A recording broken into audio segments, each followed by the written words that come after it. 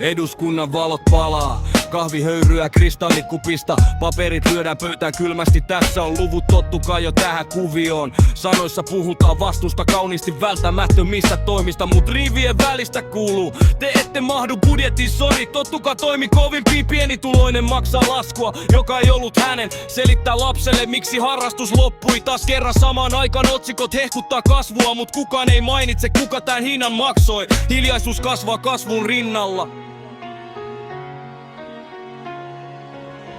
Suomen vihatuimmat, Suomen syrjityimmät, ne joiden nimi löytyy vain tilastoista pienin kirjaimin. Heistä puhutaan kulueränä, työvoimareservinä, ihmisinä joilla on historia, koti ja valot pimeinä.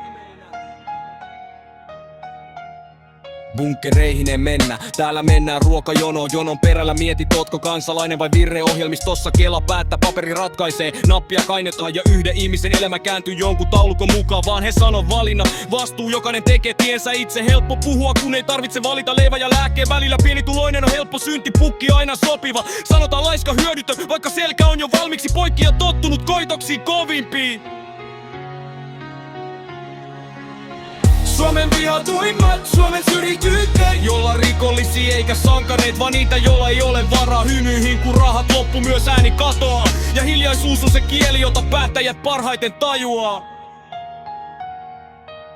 Mut nää on ihmisiä, ei riviä budjetissa. Elämä ei pelkkiä numeroita taulukossa tai tilastossa. Jos oikeus on vain niille, joilla on varaa sitä ostaa, niin kenen maata enää on ja kenen koti täällä poistetaan. Kaupungin valot palaa, mutta monen koti on pimeänä. Ei siksi ettei halua, vaan siksi että sähköt on jo katkaistu. Yksinkertaisesti niin. Pienituloiset kantaa tämän maan arkea, hoitaa, siivoaa, kuljettaa, mut kun puhutaan rasitteista, jostain syystä aina sormi osoittaa meitä päin. Ja hallitus puhuu kasvusta, huutaa välttämättömistä uudistuksista, ja joku huutaa huoneen nurkasta. Mut entä ihmiset, kaiku hukkuu puheisiin suurimpiin. Suomen vihatuimmat, Suomen syrjityimmät, ehkä se on se, joka uskaltaa sanoa tää ei ole oikein ja silti elää vaikka maa on kyynä. Suomen vihatuimmat, Suomen syrjityimmät, ne jotka eniten antaa, mutta vähiten saa silti. Jos se kaatuu, kaatuu koko maa mukana, mut se huomaa vasta sitten kun lattia ei enää kanna.